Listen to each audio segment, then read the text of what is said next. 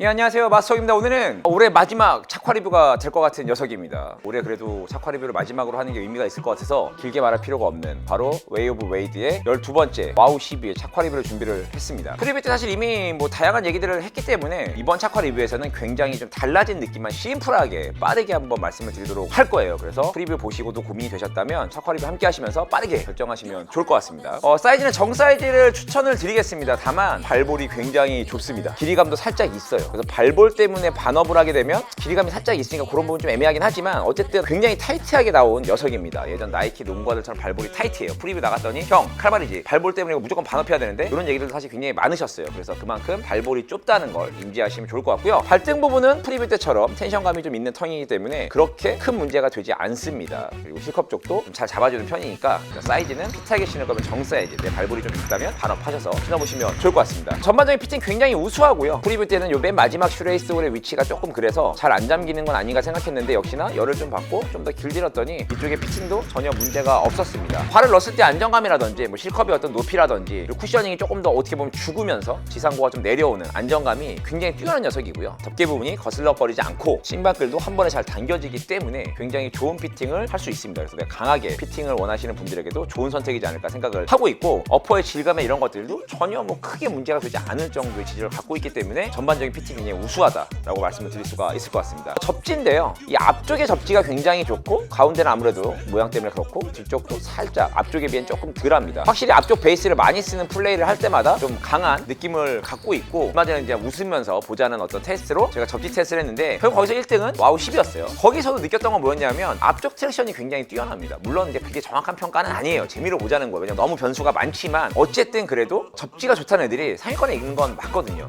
그런 느낌에서는 앞쪽에 굉장히 넓은 베이스 아웃리거 그리고 앞쪽에 이런 어떤 접지면이 좋다라고 말씀드릴 수가 있을 것 같고 착화립에서 말씀을 드리는 건 극상은 아니다라는 느낌이에요. 당연히 일반적인 농구화보다 접지가 뛰어나지만 제가 개인적으로 느끼기에는 와우 10에서 봤던 어떤 그런 느낌들만큼은 아니다. 미미한 차이지만 둘 중에 뭐가 좋아라 그러면 저는 접지만 봤을 때는 와우 10이 조금 더 나은 것 같습니다. 그 친구 자체는 저번에도 얘기한 것처럼 약간 오리발 스타일이에요. 발볼이 넓고 베이스가 넓어요. 확실히 거기에서 오는 안정감은 분명히 있다라고 생각을 하고 있고 단점이나 아쉬운 건 아닌데 개인적으로는 그래도 조금 더 발볼 쪽에 여유가 있어서 이렇게 좀 날카롭게 빼지 말고 조금 더 넓적한 살짝만 아니 그래 넓적하다고 뭐라 그랬더니 이렇게 슉 줄여버려가지고 그 중간 어딘가를 찾았으면 조금 더 좋은 안정감과 발볼 그리고 여러 가지 어떤 접지를 좀 더 극대화시키지 않았을까. 여전히 굉장히 좋은 녀석이지만 점수로 따졌을 때 한 8점 정도 8점에서 9점 사이 정도의 어떤 느낌들 최상급이긴 하지만 얘가 올해 무조건 최고냐라고 했을 때는 고민이 된다 약간 이런 느낌을 가져가고 있어요. 대신에 어쨌든 플레이하는 내내 미끄러운 느낌은 전혀 느낄 수가 없기 때문에 그런 부분에서는 마음껏